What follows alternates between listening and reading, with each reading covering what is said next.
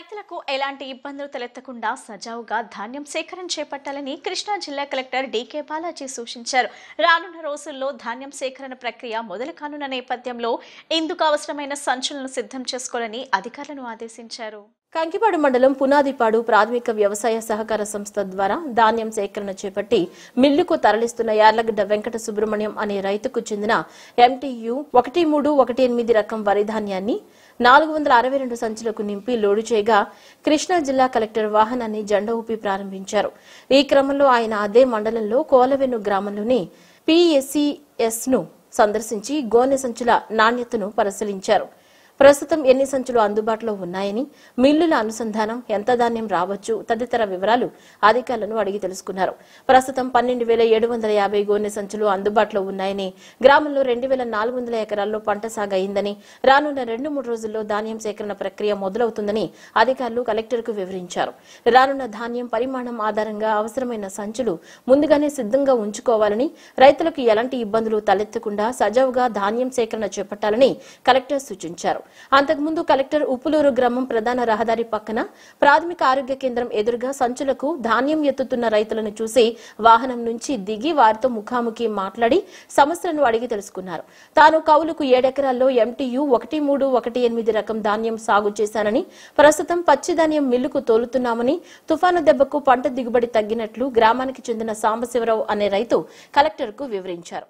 కార్తీక వన సమారాధనలు సమాజ సమైక్యత, మానవ సంబంధాలు పెంపొందించడానికి దోహదపడతాయని ఎంపీ కేశినేని శివనాథ్ అన్నారు. ప్రకృతిని పరిరక్షించాల్సిన బాధ్యత మనందరిపైన ఉందన్నారు. విజయవాడ నాగవంశం సంఘం ఆధ్వర్యంలో కొత్తూరు తాడేపల్లిలోని బుద్ధ వెంకన్న తోటలో వన సమారాధన కార్యక్రమం జరిగింది. ఈ కార్యక్రమానికి ముఖ్య అతిథిగా ఎంపీ కేశినేని శివనాథ్, రాష్ట్ర నూర్ భాషా దూదేకుల సంక్షేమ కార్పొరేషన్ చైర్మన్ నాగులు మీరా, రాష్ట్ర నాగవంశం సంక్షేమ అభివృద్ధి కార్పొరేషన్ చైర్మన్ ఎరుబోతు రమణారావులతో కలిసి పాల్గొన్నారు. ఈ కార్యక్రమానికి విచ్చేసిన ఎంపీ కేశినేని శివనాథ్ కు విజయవాడ నాగవంశం సంఘం నాయకులు ఘనస్వాగతం పలకటంతో పాటు గజమాలతో సత్కరించారు. అనంతరం ఎంపీ కేశినేని శివనాథ్ పూజా కార్యక్రమాల్లో పాల్గొన్నారు. ఈ సందర్భంగా ఎంపీ కేశినేని శివనాథ్ మాట్లాడుతూ ప్రకృతి పరిరక్షించాల్సిన బాధ్యత ప్రజలందరిపైన ఉందన్నారు. పిల్లలకు చిన్నతనం నుంచే సాంప్రదాయాలు, విలువలు నేర్పించడంతో పాటు ప్రకృతి గొప్పతనం, ప్రకృతి పరిరక్షణ అవగాహన కల్పించాలన్నారు. నాగవంశీల సంక్షేమం, అభివృద్ధికి తన వంతు కృషి చేస్తానని తెలిపారు. ఈ కార్యక్రమంలో ఎన్టీఆర్ జిల్లా టీడీపీ అధికార ప్రతినిధి ఎరుబోతు రామారావు, సాలూరు మున్సిపల్ మాజీ చైర్మన్ జరచాడ ఈశ్వరరావు, రాష్ట్ర నాగవంశం సంక్షేమం అభివృద్ధి కార్పొరేషన్ డైరెక్టర్లు గాడు అప్పలనాయుడు, మొక్కర ఆదిబాబు, నాగవంశ సాధికారత సభ్యులు మద్దెల వైకుంఠరావులతో పాటు విజయవాడ నాగవంశం సంఘం సభ్యులు పాల్గొన్నారు.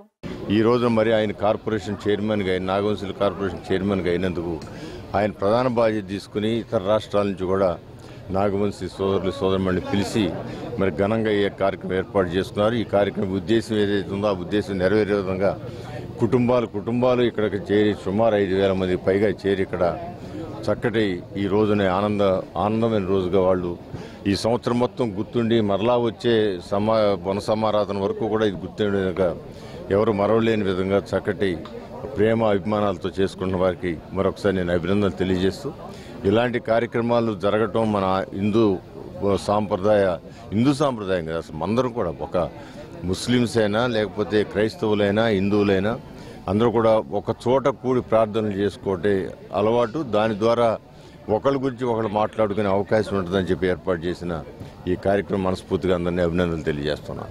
ఈ రోజున కార్తీక వన సమారాధనలో భాగంగా మాజీ ఎమ్మెల్సీ బుద్ధ వెంకన్న గారి తోటలో నాగవంశ సోదరులు సోదరిమణులందరూ కూడా కార్తీక వనమాసంలో వనభోజనాలు ఏర్పాటు చేయడం గత 3 సంవత్సరాల నుంచి కూడా ఈ కార్యక్రమం చేస్తూ ఉన్నా.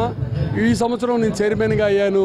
ఈ చైర్మన్ అయినప్పుడు ఇంకా ఘనంగా చేయాలని చెప్పేసి కూడా మరి భావించి అన్ని ప్రాంతాల్లో ముఖ్యంగా విజయవాడ కృష్ణా జిల్లాకి చెప్పేవాళ్ళం. ఈరోజు నా రాష్ట్రం నలుమూల నుంచి అలానే తెలంగాణలో ఉన్న హైదరాబాద్ నగరంలో ఉన్నటువంటి పెద్దలు అందరూ కూడా పిలిచి మనసామారాధన కార్యక్రమాన్ని జయప్రదం చేసేందుకు నేను చాలా సంతోషిస్తూ ఉన్నా. దీంట్లో అనేకమైనటువంటి సమస్యలు ఉన్నాయి. ఆ సమస్యలు కూడా మా అన్నగారు బోండా ఉమామేశ్వర గారు, పెద్దలు కేశినేని శివనాథ్ సిన్ని గారు, గద్దె రామ్మోహన్ రావు గారు, సుజనా చౌదరి గారు, కొల్లు రవీంద్ర గారు, బీసీ మినిస్టర్ అయినటువంటి సబితా గారి సహకారంతో మా నాయకులైనటువంటి చంద్రబాబు నాయుడు గారు, లోకేష్ గారు, పవన్ కళ్యాణ్ గారు, అలానే రాష్ట్రంలో ఉన్నటువంటి బీజేపీ సహకారం తీసుకొని ఈ సమస్యల పరిష్కార దిశగా నేను కార్యక్రమం చేస్తానని చెప్పేసి కూడా ఈ సందర్భంగా నేను మా వాళ్ళందరికీ కూడా నేను తెలియజేశాను. దాంట్లో భాగంగా ఒక కమ్యూనిటీకే పునభోజనాలన్నది పొలిటికల్ లీడర్కే కరెక్ట్ కాదు కనుక నా చుట్టూ ఉన్నటువంటి బీసీ వర్గాల్లో ఉన్నటువంటి 143 కులస్తులందరినీ కూడా కలుపుకుంటూ వారితో ప్రయాణం చేస్తూ ఈ చైర్మన్గా ఇచ్చినటువంటి పదవికి మరి నేను న్యాయం చేసి వారికి ఆదుకుంటానని చెప్పేసి కూడా ఈ సందర్భంగా తెలియజేసుకుంటా. అన్ని సమస్యలు నా ఒక్కడికే తెలిసని కాకుండా నాకంటే ఉన్న పెద్దలు, ఇతర జిల్లాలో ఉన్నటువంటి వాళ్ళు, ఇతర రాజకీయ పార్టీలో ఉన్నటువంటి వాళ్ళందరి సలహాలు కూడా తీసుకుంటాను. రాబోయే తొందరలోనే ప్రమాణ స్వీకారణ కూడా ఏర్పాటు చేసిన తర్వాత ఫస్ట్ ప్రథమ మీటింగ్ కూడా ఏర్పాటు చేసి సమస్యలు దశల వారీగా హైదరాబాద్ నగరంలో ఉన్న సమస్య మరి రద్దు చేస్తారు, ఓసీలోకి వెళ్ళిపోయారు, వాళ్ళని బీసీలో కలపాలని, అలానే అమరావతిలో మా కమ్యూనిటీకి స్థలాన్ని కేటాయించాలని, విజయవాడ, విశాఖపట్నం, శ్రీకాకుళం, విజయనగరం జిల్లాల్లో మరి కమ్యూనిటీలు నిర్మాణం చేయాలని, మరి బీసీ వర్గాలకు ఉన్నటువంటి వాళ్ళందరికీ కూడా బీసీ రుణాలు ఇవ్వాలని, వారి సమస్యల పరిష్కార దిశగా నేను అడుగులేస్తానని చెప్పి మీడియా మిత్రుల ద్వారా, పత్రికా విలేకరుల సహకారం తీసుకొని, పెద్దల సహకారం తీసుకొని ముందుకు వెళ్తూ ఈ పదవికి న్యాయం చేస్తానని ఈ సందర్భంగా వారందరి సమక్షంలో నేను విజ్ఞప్తి చేశాను. దాన్ని నేను కట్టుబడి ఉంటానని కూడా తెలియజేస్తున్నాను. జాబితా సమగ్ర సవరణలపై అనేక అనుమానాలున్నాయని, బీహార్లో ఓటింగ్ లిస్ట్ సమగ్ర సవరణ పూర్తయిన తర్వాత కొత్తగా ఓట్లు ఎలా చేరుస్తారని సిపిఎం రాష్ట్ర కార్యదర్శి వి శ్రీనివాసరావు కేంద్ర ఎన్నికల సంఘాన్ని, కేంద్ర ప్రభుత్వాన్ని ప్రశ్నించారు. రాజ్యాంగం ప్రకారం ఒక మనిషి ఒకే ఓటుకు విలువ. బీహార్ నుంచి ఇతర ప్రాంతాలకు వలస వెళ్లిన వారు పెద్ద ఎత్తున ఓట్లు కోల్పోయారని ఆవేదన వ్యక్తం చేశారు. ఓటర్ల జాబితా సవరణపై సిపిఎం రాష్ట్ర కమిటీ ఆధ్వర్యంలో రౌండ్ టేబుల్ సమావేశం నిర్వహించారు. ఈ కార్యక్రమానికి ప్రధాన రాజకీయ పార్టీల నేతలు, స్వచ్ఛంద సంస్థ ప్రముఖులు, కుల సంఘాల నాయకులు పాల్గొన్నారు. ఈ సందర్భంగా ముఖ్య నాయకులు మాట్లాడుతూ తాము దేశంలో ఉన్నామని, దశాబ్దాలుగా ఇక్కడే ఉంటున్న పౌరులు నిరూపించుకోవాల్సిన పరిస్థితి ఏర్పడిందని, కేంద్రం కుట్రపూరితంగా మ్యానిపులేషన్ చేస్తుందని చెప్పారు. ఏపీలో ఎస్ఐఆర్ను ఇంప్లిమెంట్ చేయాలంటే నోటిఫికేషన్ ఇవ్వాలని కోరారు. ఎస్ఐఆర్ అమలు చేయాలని ఇక్కడ ఉన్న ఎన్నికల సంఘం ఇంట్రెస్ట్ ఎందుకు తీసుకుందని అనుమానాలు కలుగుతున్నాయని అన్నారు. బీజేపీ తప్ప అన్ని పార్టీలు అనుమానాలు వ్యక్తం చేస్తున్నాయని చెప్పారు. ఎస్ఐఆర్ను అమలు చేస్తున్నామని ఎన్నికల సంఘం రాష్ట్రీయ పార్టీలను పిలిచి చెప్పాలని కోరారు. ఏపీలో ఎస్ఐఆర్ అమలు చేయాలని ఎన్నికల సంఘం పూనుకోవటం చట్టవిరుద్ధంగా ఉందని తెలిపారు. ఎస్ఐఆర్ వద్దని 12 రాష్ట్రాల్లో కోర్టుల్లో కేసులు కూడా ఉన్నాయని స్పష్టం చేశారు.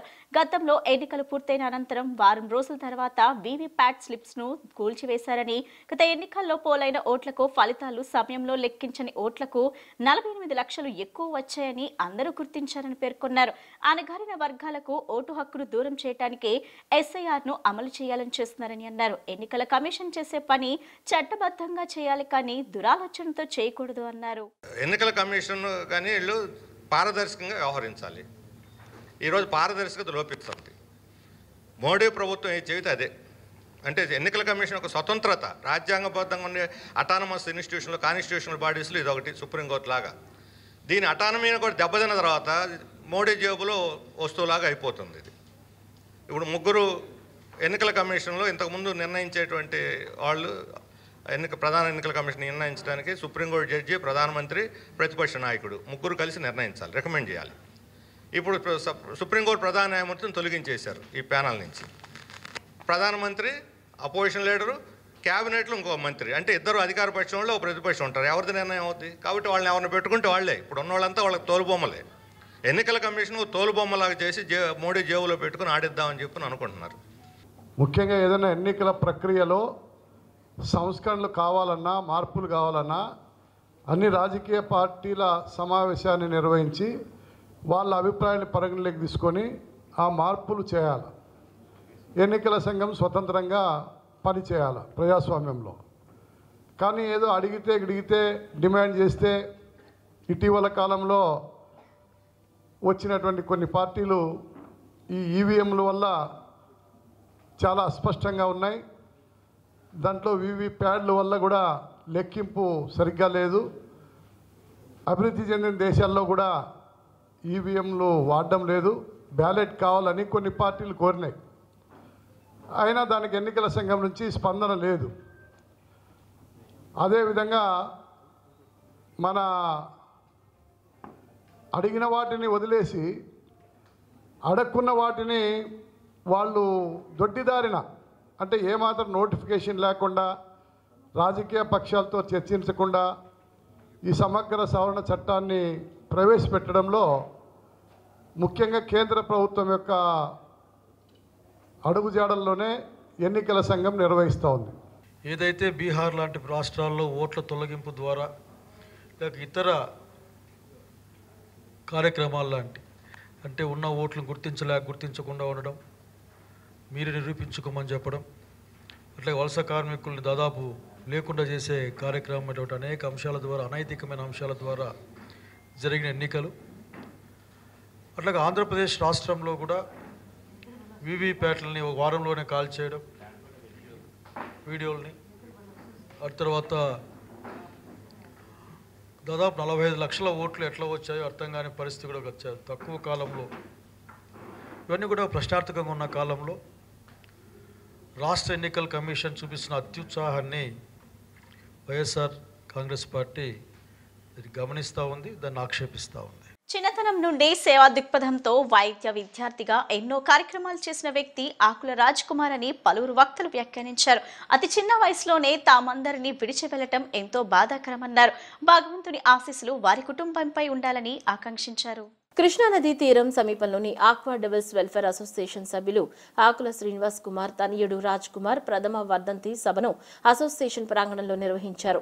ఈ కార్యక్రమంలో అసోసియేషన్ సభ్యులు పాల్గొని తొలుత రాజ్ కుమార్ చిత్రపటానికి పూలమాలలు వేసి నివాళులర్పించారు.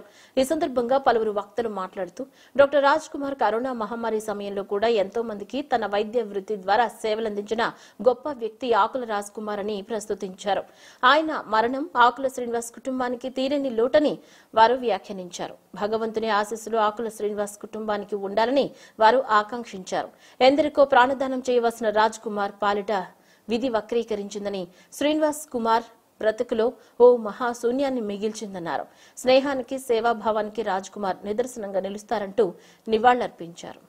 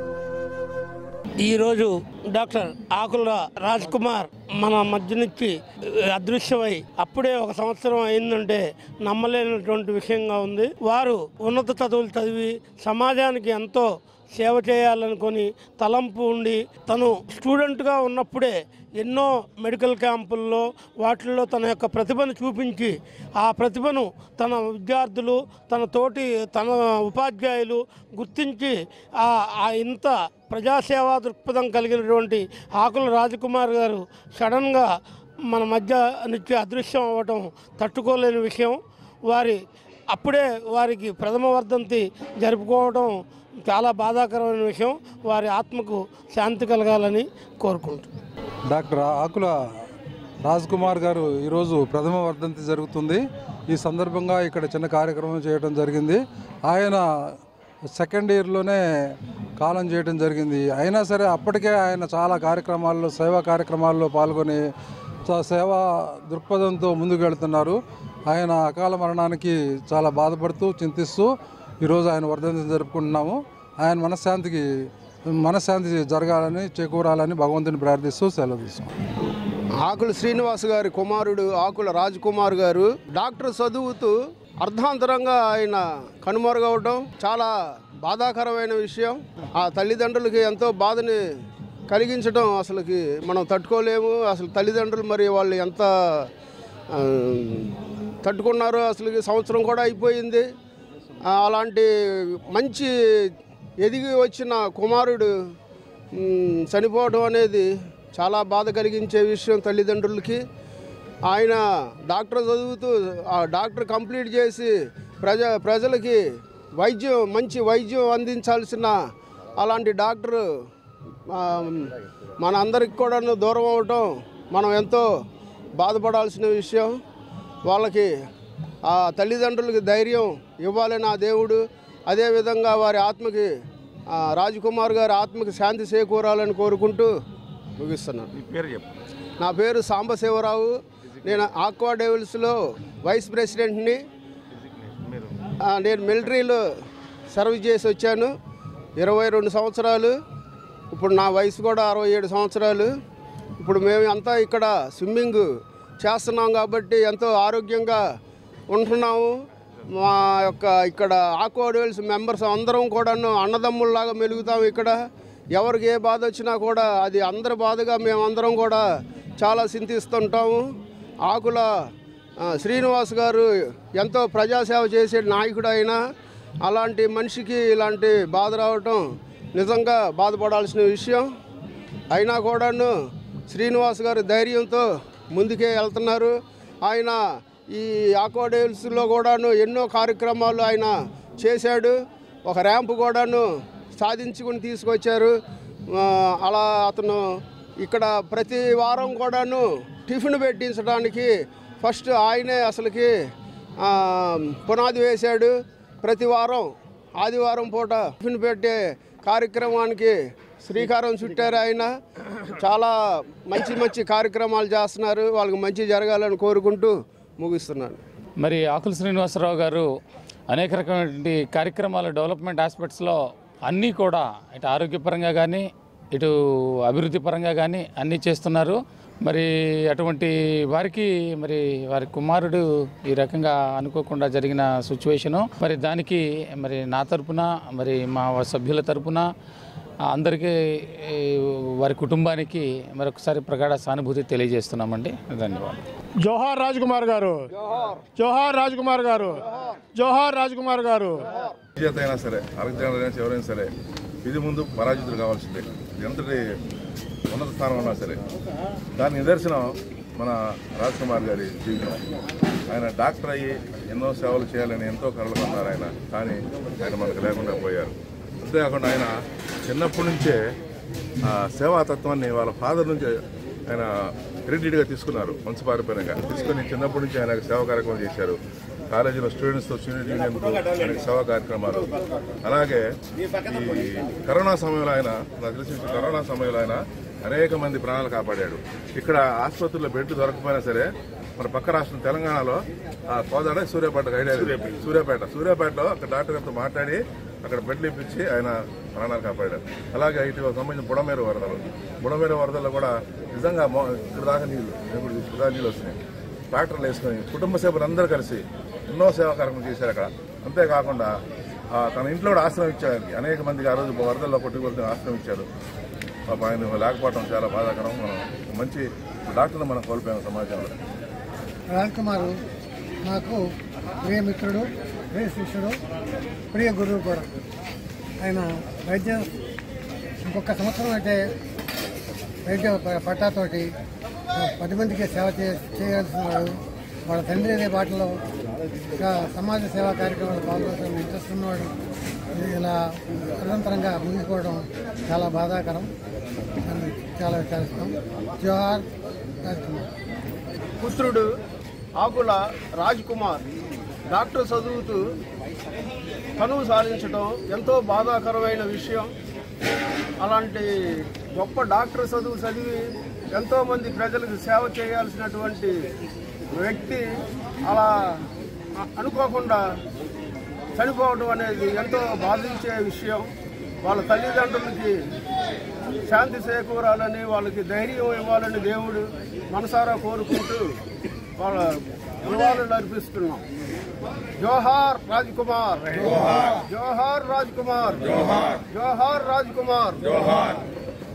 డిసెంబర్ 9, 10, 11 తేదీల్లో అమరావతి బాలోత్సవ్ 8వ పిల్లల పండుగ కార్యక్రమం నిర్వహిస్తున్నామని అమరావతి బాలోత్సవం ప్రధాన కార్యదర్శి కొండలరావు, అధ్యక్షులు రామరాజు తెలిపారు.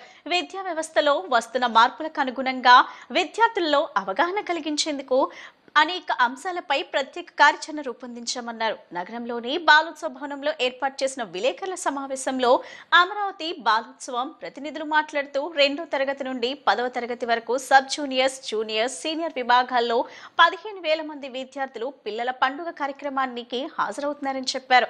సాహిత్యవేత్తలు, చిత్రకారులు, విద్యావేత్తలు, రంగస్థలం ప్రముఖులు, రచయితలు, ఉపాధ్యాయులు పెద్ద ఎత్తున హాజరై విద్యార్థులకు అనేక అంశాలపై అవగాహన కల్పిస్తారు. చెప్పారు. డిసెంబర్ 9, 10, 11 తేదీల్లో అమరావతి బాలోత్సవ్ 8వ పిల్లల పండుగ కార్యక్రమం నిర్వహిస్తున్నామని అమరావతి బాలోత్సవం ప్రధాన కార్యదర్శి కొండలరావు, అధ్యక్షులు రామరాజు తెలిపారు.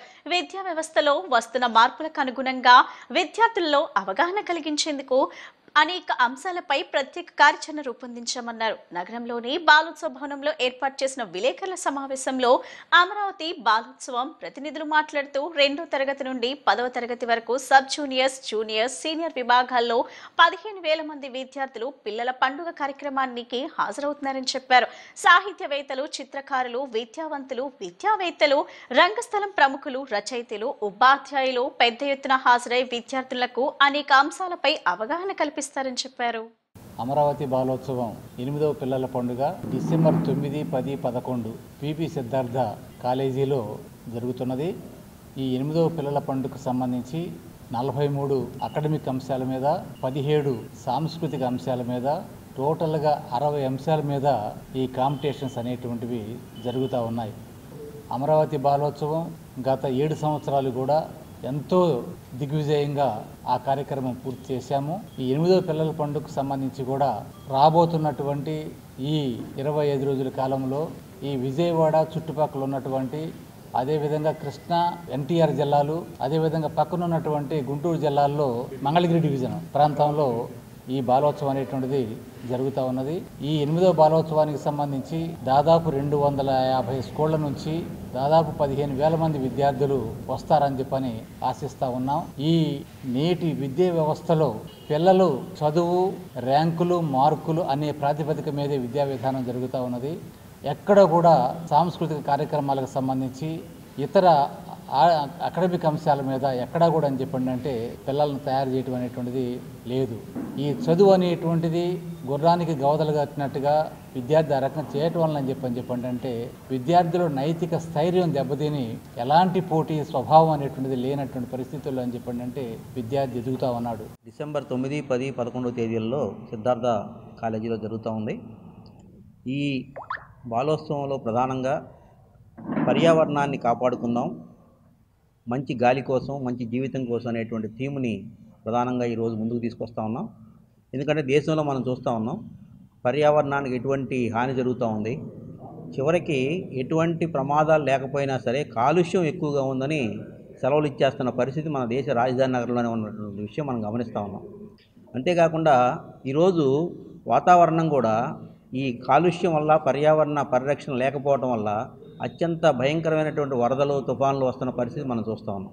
అందుకని దేశంలో ఉన్నటువంటి ప్రజలందరూ కూడా పర్యావరణాన్ని కాపాడాల్సిన అవసరం ఉంది. ఆ విషయాల్ని పిల్లల్లోకి తీసుకెళ్ళటం కోసం, స్కూల్స్లోకి తీసుకెళ్ళటం కోసం ప్రత్యేకించి ఈసారి పర్యావరణాన్ని పరిరక్షిద్దాం, ఎందుకంటే మంచి గాలి కోసం, మంచి జీవితం కోసం అనేటువంటి థీమ్ని ముందుకు తీసుకొస్తా ఉన్నాం. ఆ థీమ్ ఆధారంగానే ఈరోజు అనేక రకాల పోటీల్లో అంశాలని పెట్టడం ద్వారా వ్యాసరచనలో, చిత్రలేఖనంలో, అట్లాగే కవితలు రాయటంలో, కథలు రాయటంలో, వీటన్నిటిలో కూడా ఇటువంటి అంశాలన్నింటినీ ముందుకు తీసుకురావడం ద్వారా పిల్లల్లో ఒక అవేర్నెస్ తీసుకురావడం కోసం ప్రయత్నం చేస్తూ ఉన్నాం. అట్లాగే సుమారుగా 200 స్కూల్స్ నుంచి 15,000 మంది పిల్లలు వస్తారు. ఈ పిల్లల్ని ఆర్గనైజ్ చేయడానికి నగరంలో ఉన్నటువంటి కవులు, కళాకారులు, రచయితలు, నిష్ణాతులుగా ఉండేటువంటి 200 మందికి పైగా ఈ నిర్వహణలో భాగస్వాములు అవుతూ ఉన్నారు. ఇంకొక 300 మంది కాలేజీ విద్యార్థులు, ఎన్ఎస్ఎస్, ఎన్సీసీ విద్యార్థులు వాలంటీర్స్గా కూడా పనిచేస్తూ ఉన్నారు. ఈ 3 రోజులు జరిగేటువంటి పిల్లల పండుగలో సుమారుగా 15,000 మందికి మధ్యాహ్నం భోజనం ఏర్పాటు చేయడం జరుగుతూ ఉంది. కాబట్టి ఇన్ని రకాలుగా జరుగుతున్నటువంటి బాలోత్సవాన్ని జయప్రదం చేయడం కోసం ప్రధానంగా ఎక్కువ మంది మొత్తం స్కూల్స్లో ఉన్నటువంటి ప్రధాన ఉపాధ్యాయులు అందరూ కూడా వాళ్ళ పిల్లల్ని పంపించాలని చెప్పేసి కోరుతా ఉన్నాం. అంతేకాకుండా ఈ బాలోత్సవానికి ఆర్థికంగా అనేక రకాలుగా చేయూత ఇవ్వాలని చెప్పేసి నగరంలో ఉన్నటువంటి పిల్లల ప్రేమికులకి శ్రేయోభిలాషులు అందరికీ కూడా విజ్ఞప్తి చేస్తూ ఉన్నాం మీ ద్వారా.